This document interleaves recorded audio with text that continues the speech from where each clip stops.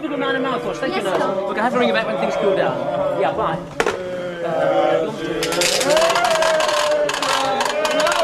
Come to casualty, and this is where I'm going to leave you to observe Dr. Collier and the other doctors in action. That's all I needed. Dr. Upton's mystery tours. Paul, are you busy? No, just a few friends who've popped in for dinner. Well, I'll bring my students back when things quieten No, down. let them stay. Sure. It'll be a good experience for them. Right. To watch you in action. What? I'm sure Dr. Upton's been far too modest, and you can have little idea of his vast wealth of experience. Why, when he was a student in casualty, his handling of the patients had to be seen to be believed. Yes, tell me on that. And what better example could they have than a brand new junior registrar? Well, So, I'll be back in a minute, right? They're next. emergency case? No, a cup of tea.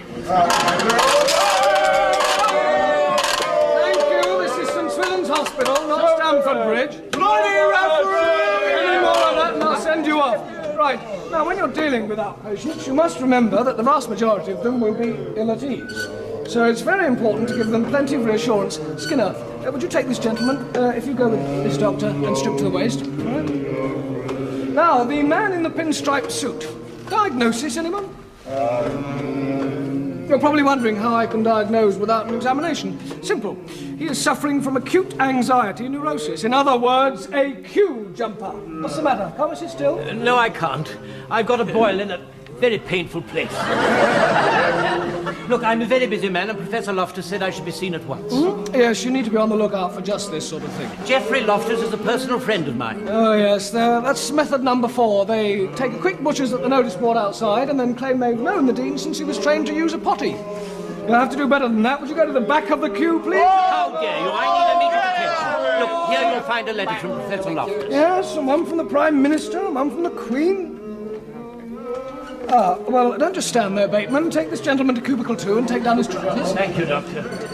How's it going, Mike? I've just got an irate friend of Loftus in there with his pants off. And I've got a man stripped to the waist in cubicle 2. You two have been busy. Well, look... Excuse me, Doctor. I've cut my hand and it's throbbing a bit. Yes? All right, Mr. Hoyle. If you go to cubicle 5, I'll be with you in a moment. Sidwell, would you change Mr. Hoyle's dressing for him? And don't make a mess of it. Hello, Mike. You've been demoted? Paul conned me into helping out, and I'm beginning to wish he hadn't. Ah, well, it never pays to help out a friend. In fact, I do quite well out of friends paying me not to help out. They find it less trouble. What happened, anyway? Ask him. I'll deal with cubicle 3 myself. Michael, can help out? Yes. Thank you. Sorry to keep you waiting, sir. That's the trouble with the medical profession. You think because you have a monopoly you can treat patients as you wish. Yes, I'm sorry about that misunderstanding. The student will change the dressing. It should be ready for lancing in about 10 days. Just try to avoid any unnecessary strain. Yes. Such as hanging about a hospital in a horrible draft. Yes, sorry. Thank you, Sidwell. I'll take over now. How did you cut your hand, Mr. Hoyle? On a packing case, Doctor. Not going to be a long job, is it? Only I'm going abroad in a couple of weeks. Well, I don't expect we'll have to cut it off. Joe? Oh. Well, as you can see, the hand is badly inflamed. Mr. Hoyle's probably got some dirt in there, so there's a considerable risk of infection. That risk will be eliminated by a penicillin injection. Go and get some penicillin from the nurse and a fresh dressing. Not allergic to penicillin, are you, Mr. Hoyle? Poor old Mike. You really lumbered him. No, you'll be all right. Sidwell, where's that dressing? Oh, thank you, nurse. Fancy a drink, Mike? You look like you need one. Yeah, just a minute. Oh, look, you can all go now. Come back tomorrow morning. And if you find Sidwell wandering around the corridors, take him with you.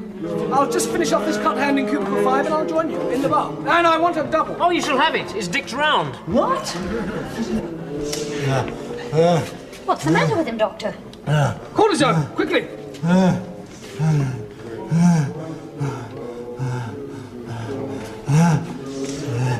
Will he be all right? Suffering from anaphylactic shock. Severe reaction to the penicillin. Funny thing is, he said he wasn't allergic. Half of them don't know what they're allergic to. Anyway, you saved his life, and I hope he's grateful.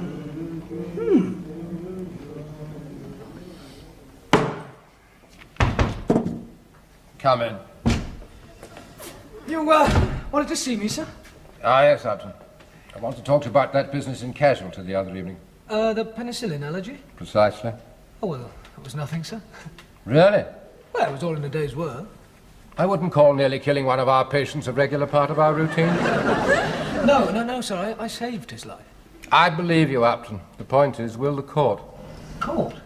Bertrand Hoyle has brought an action against St. Swithin's. He's claiming damages. Damages? He alleges that his life was endangered by your gross negligence. Negligence? Upton, do you have to repeat everything I say? It's like carrying on a conversation in the Grand Canyon. I don't understand. Hoyle insists that before you treated him, he specifically told you that he was allergic to penicillin. That's a lie.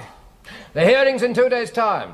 2 days? But I thought these Yes, well, never mind what you thought. Hoyle's emigrating to Australia, so he's been granted permission for an early hearing. This is terrible. Considering that only a fortnight ago I saw fit to recommend your appointment as junior registrar, I think the adjective you're groping for is disastrous. Now, normally I'd be inclined to rely upon you as one of the less idiotic specimens of your generation. But judging by the way you insulted a personal friend of mine that evening... Mr. Holcroft? Mr. Holcroft, I'm prepared to believe the worst. Well, look... Now, our solicitors have engaged a very able QC in the person of Mortimer Turnbull. You must see him at once. Now, this is the address of our solicitors. If you go down to their office, they'll take you along to his chambers. Chambers? Oh, you've done it again. Get out!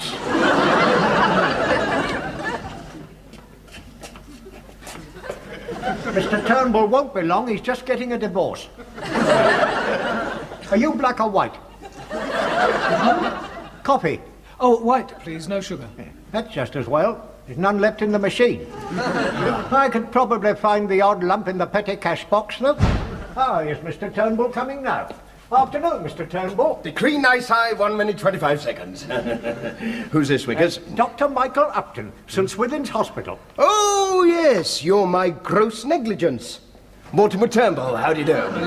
Wickers, see if you can wring some coffee out of that wretched machine. You'll find some sugar in the petty cash box. Now, do sit down, Doctor. Do sit down, tell me all about yourself. You'll find my bench-side manner irresistible. Very good.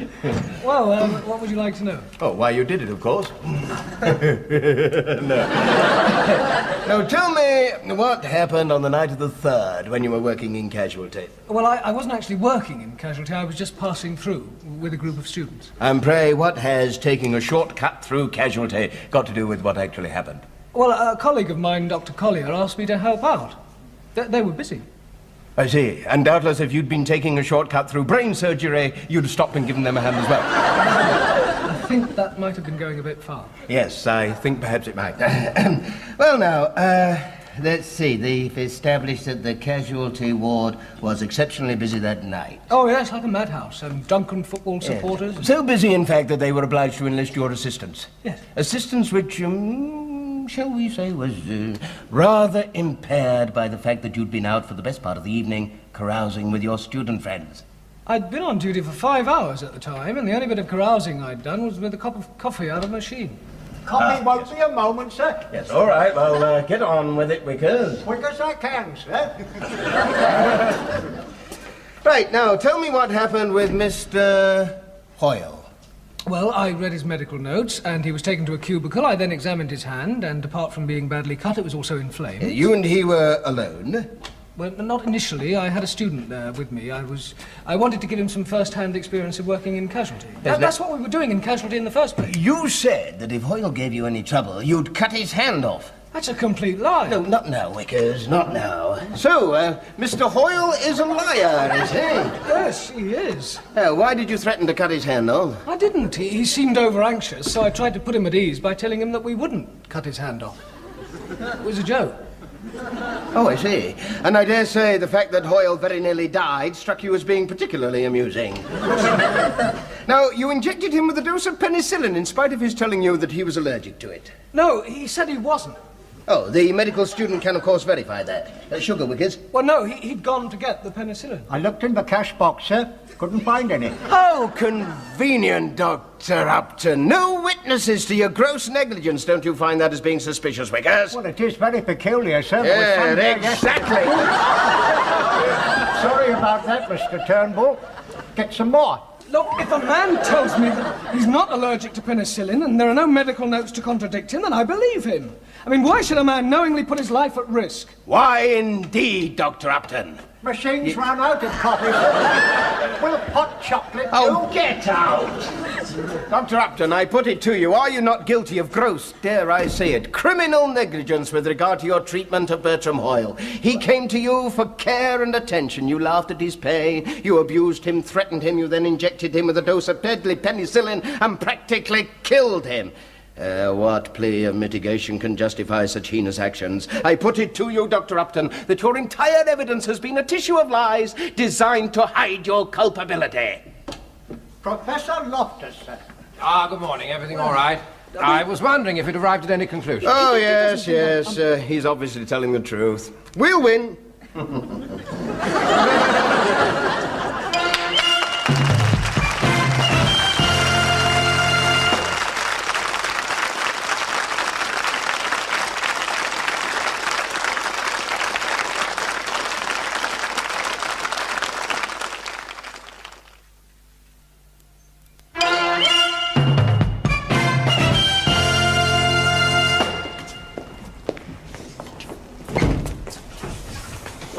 Have they started on my case yet? Not unless you're the Watford Nudist Club. You should see the exhibits. I wonder where the hell Mortimer Turnbull is. Well, the usher says he's in the roving room in there. Huh? Well, I ought to go and see him. No, don't worry, Mike. Everything's going to be all right. You sure? Yes. Yes, of course it is. Come in. Come in, Upton, come in. Look, Johnson versus Pilbright, ruling of Mr. Justice Buller. A duck is entitled to the same consideration as a dog. Does that help us? No, but it's a fascinating case. What are you looking for? Oh, precedents, lad, precedents. You can't have too many of them. How many have you got? None. You wouldn't consider pleading temporary insanity, would you? Now, listen. What I need is a large scotch. What Mike needs is a small miracle. Oh, he'll be all right. It's this place. I feel guilty just standing here. I feel frustrated. What are you on about? Got a date. Do you realise that Mike stands to lose his entire career? Well, I stand to lose an entire bit of crumpet. So selfish. What, you wouldn't give up a bit of crumpet? Oh, belt up, will you? Relax. You'll get your money. Oh, dear, look. Would I turn you over 500 quid? God, it's peanuts compared to what we're going to pick up here today. Of course I'm going to win. Blimey, I know my way around a courtroom, mate, don't I? Oh, everything all right, Mike? Oh, yes, everything's fine. I wonder what I get for murdering Turnbull. A medal from the legal profession. Oh, my God, they're starting. How do you know? Well, that's Hoyle just going into court with the usher. Hoyle? I just heard him on the phone. And then he said he knew his way around a courtroom. Yeah, he set you up, Mike. Mr. Turnbull, you've got to stop the case. No need to panic, Upton. We'll give him a fight. No, look, you've got to get an adjournment. They have Hoyle Relax on- now, Upton. Get your friends to buy you a tea. Nothing stronger, mind. Don't want you falling over in the witness box. No, listen. Just wait until you're called. Where's the junior? Milford! The law books. What? Well, if it's happened before, if he's tried it before, there'll be a record of the case. Precisely. Exactly. Oh, Lord, this will be like cramming for the primary all over again. It could be worse. His name might be Smith. Hoyle. Well, I displayed my credentials to the sister, who told me I'd be seen immediately by a doctor. Meanwhile, I took my place with the other patients. Other patients? Was the casualty department busy? Well, it seemed to be. There was a lot of patients hanging about, and all the staff running about all over the place. I see. Hardly ideal conditions for a careful diagnosis. Any luck, Paul?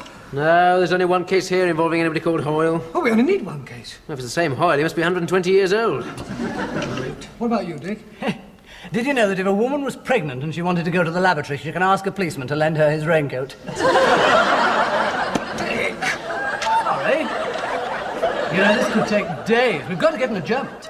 I said, why don't we ring Loftus? Oh, he's had a meeting with the Board of Governors. Yes, but Turnbull would certainly listen to him. Right. Lend her his raincoat? Having established that the choir were in fact football supporters also requiring treatment and not members of St. Swithin's staff, perhaps we can move to something more germane to the case, Mr. Hoyle. Now, a moment ago you described Dr. Upton's manner as being peculiar. Could we clarify exactly what you mean by that? Look, sir, we've got to get an adjournment. We need time to prove that Hoyle's on the fiddle. Upton, we're dealing with a criminal, not a third violinist from the Royal Philharmonic. You must come to court and speak to Turnbull, sir. But we've tried, but he won't listen. Tell me, Upton, does the hospital file on Hoyle contain the name of his GP? Oh, yes, of course it does, but why? You must delay the proceedings as long as possible. I don't care how you do it, as long as you don't break the law. I need time. He says he needs time. If he doesn't get here soon, he'll be doing time. Look, sir, we need you here now. Prolong the proceedings, Upton. I want the casualty department file on Bertram Hoyle, and I want it immediately. Well, what's he going to do then? I don't know. What did he say? I don't know. Did he believe you about Hoyle? Yeah. Well, didn't he say if he was coming? No. Well, do you think he will come? I don't know. He said we've got to spin it out. How do we do that? I don't know. That's 1 yes, 1 no, and 4 I don't knows. Dr. Michael Upton. Good luck, Mike. Good luck, Mike. I swear by Almighty God that the evidence which I shall give to this court shall be the truth, the whole truth, and nothing but the... Oh, my God.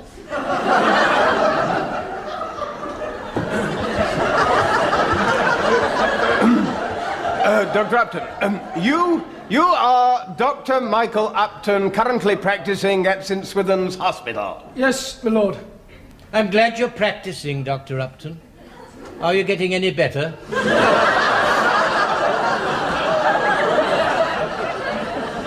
I must advise both parties that this young man is known to me, having on one occasion treated me. Does either counsel have any objection to my sitting on this case? No, my lord, we have no objection. Mr. Turnbull? Oh, no, my lord, we've no objection. So your name is Dr. Upton? My lord, I would like an adjournment. Why? Vital evidence is on its way to court. Where is the evidence coming from? I don't know. What is this evidence? I'm not sure, but it is vital. Mr. Turnbull, perhaps you'd better have a word with your client. He seems a trifle confused. Yes, my lord. Upton, pull yourself together. I've got to get an adjournment. What are you talking about? Well, it's a con man. The whole thing's a put-up job. What? Listen, What's happening? I don't know. Well, can you see anything? No. Can you hear anything? No. You make a marvellous sports commentator. Call Dr. Paul Collier. Oh, God. Oh, good. Come on, let's go. Stay here. You've got to wait for Loftus. Oh, all right. Any sign of Loftus? No. What the hell did you get me in here for? Dr. Collier? Yes. Well, come along, Dr. Collier. Quickly, this is a busy call. I swear by Almighty God that the evidence which I overheard a man talking on the phone. I later learned that this man was Bertram Hoyle. It was obvious from what he was saying that he owed somebody £500. He said he'd be able to pay them after today because he was sure of winning his case because he knew his way around the courtroom. My lord, I must protest at this wicked slur against my client's good name. This is quite obviously some conspiracy cooked up by the defendant's friends to discredit Mr. Hoyle. I suggest you allow me to be the judge of that. Did you overhear anything else? There was further conversation, my lord, but my colleague and I, not realising it was Mr. Hoyle, moved away. No further questions? Dr. Collier. Yes? How long have you known Dr. Upton? About 5 years. He is a close friend of yours? Oh, yes. One that you would do anything for? Yes. Including going into the witness box and committing perjury to save his reputation? No further questions. Perhaps you'd like to answer my learned friend's last question. Would you commit perjury for your friend? I'm a doctor, not a professional liar. Thank you. Great. It's only my word against his. See if Loftus is here. Dr. Upton. Dr. Upton, please. Try and spin it out. Come along, please, Dr. Upton. You are still under oath, Dr. Upton. Yes, my lord. Ah! Is something the matter? It's a crick in my neck, my lord. This, it's locked solid. Is there a doctor in the court? I'm a doctor, Lord. You're doing fine, Mike. Keep it up. Any sign of Loftus? No. Want me to create a diversion? Do a strip or something? Watch out, Holcroft's getting the needle. Thank you, that's much better. You're doing fine, Mike. Just a slight seizure of the spinal column, my lord. Dr. Upton, I'd like to come directly to your examination of Mr. Hoyle. Pardon? I say, I would like to come directly to your examination of Mr. Hoyle. I'm sorry. Your examination of Mr. Hoyle. My lord, how much longer must we endure this blatant time wasting? Well, if you were to sit down, we could get on with it. Now, gentlemen, I intend to get to the bottom of this case if it takes me all day and all night. The next interruption will be dealt with severely, and I mean severely. Mr. Turnbull, this is the vital evidence. Have those men put in the cell. Have Welsh militants running amok in my court. Oh, Professor Loftus, I'd no idea you felt so strongly about Home Rule for Wales. I didn't know. My lord, I would now like to examine Bertram Hoyle. Oh, you would you? Well, there are several difficulties in the way of that. In the first place, you've already cross-examined Mr. Hoyle, and in case you've forgotten, your own client is still in the box. My lord, I assure you that the interests of justice in this case can only be served by the immediate re-examination of Mr. Hoyle. Oh, very well, Mr. Turnbull. Mr. Hoyle, would you please?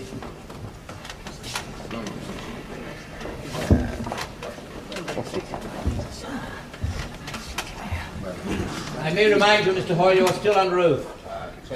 Now, Mr. Hoyle, I understand that at one time your name was Bernard Plimpton. Plimpton? Might have been. Now, there's no might about it, Mr. Hoyle. You changed your name by deed poll. Now, why was that? Oh, business reasons. No law against that, is there? Business reasons. How true, Mr. Hoyle, how true. Or should I say Plimpton? Yes, you certainly know your way around a courtroom, don't you? Plimpton versus the Bradford Canneries. You were awarded £10,000 as a result, damages as a result of their negligence. Plimpton versus the Monmouthshire Water Board, £7,000 damages. And Plimpton versus the Liverpool Bread Company, £5,000 damages.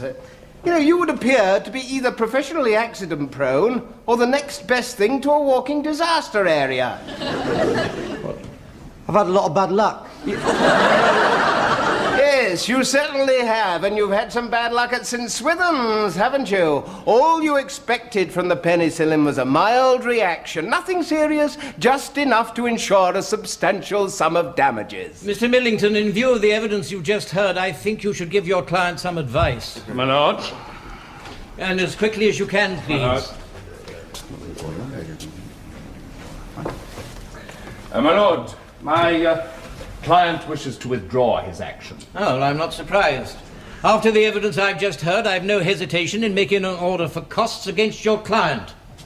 You will hand in your passport immediately this court rises. You will not be going to Australia, Mr. Hoyle, but you may be going somewhere a great deal hotter. Dr. Upton, you are free to go. The court is adjourned.